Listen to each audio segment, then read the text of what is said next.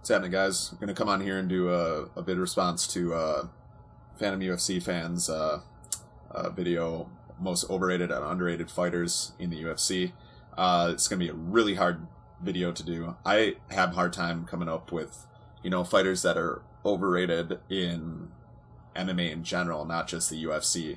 So, I try to be unbiased. This is a really tough video to do. They're just my opinions. So here we go.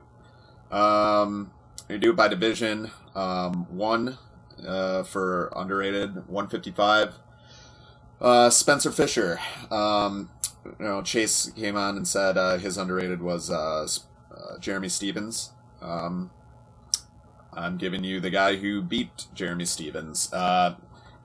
Spencer, he gets really close to a title shot, and it seems like he loses those fights, but he's one of those guys that's always prepared. His stand-up is great. He's great on the ground.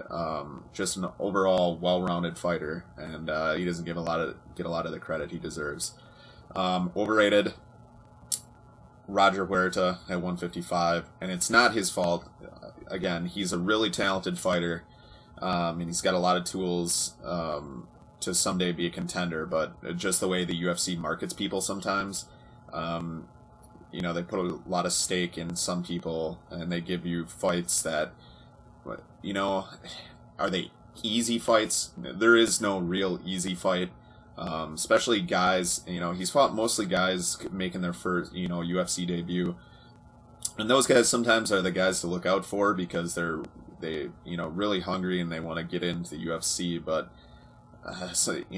they just don't have the talent again, like some of the guys in the UFC 155-pound division. Welterweight, toss up between Mike Swick and Dustin Hazlett for underrated. Swick does, he went to decision twice and now he's overrated. How is it?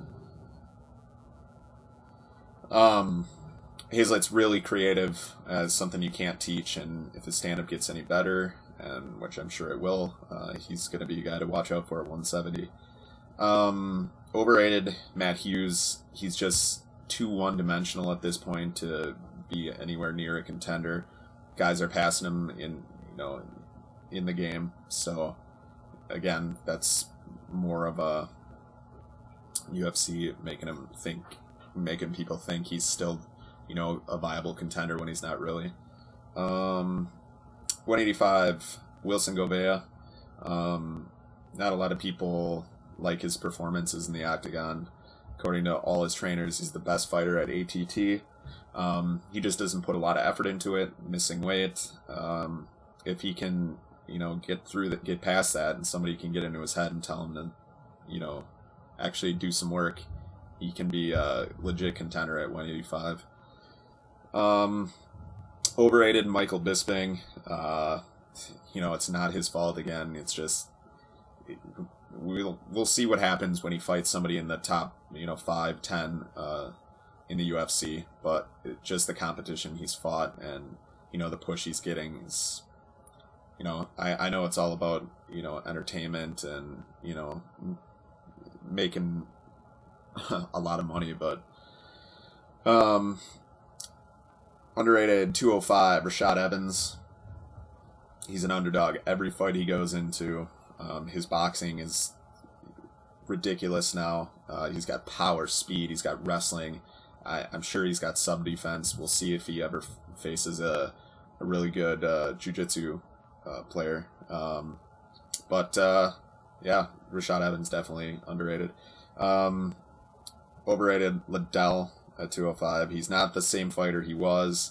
He's still a huge draw in the UFC from their point of view. They have to make it look like he is showing fights, his knockouts from 2, 3, 4 years ago. Something they have to do. He still makes them a lot of money, and they need to, make it, seem like he's still a viable contender as well.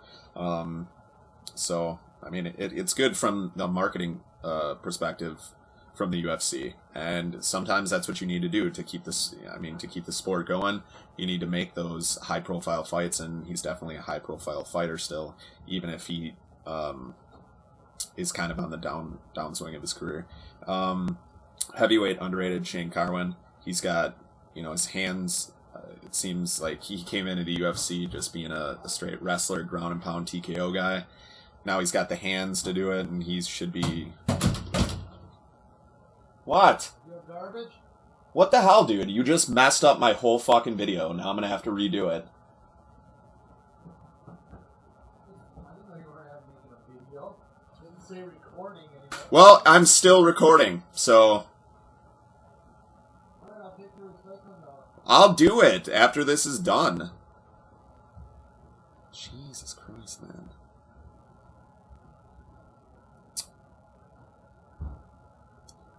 So yeah, Shane Carwin, he's definitely a viable talent, so watch out for him. Brock Lesnar, and again, all the overrated, it's not their fault, really. This is more the casual fan, him coming over from the WWE, and, it's, again, making them a lot of money, and clearly he has the talent. He's the heavyweight champion right now, and we'll see. Definitely making their heavyweight division more profitable, and it hasn't been, that great of a division in the last, year and a half. So they're building up their heavyweight division, and Lesnar's going to be a huge part of it. So that's it for this video, and I'm going to do my year-end review. So I'm going to do that later today.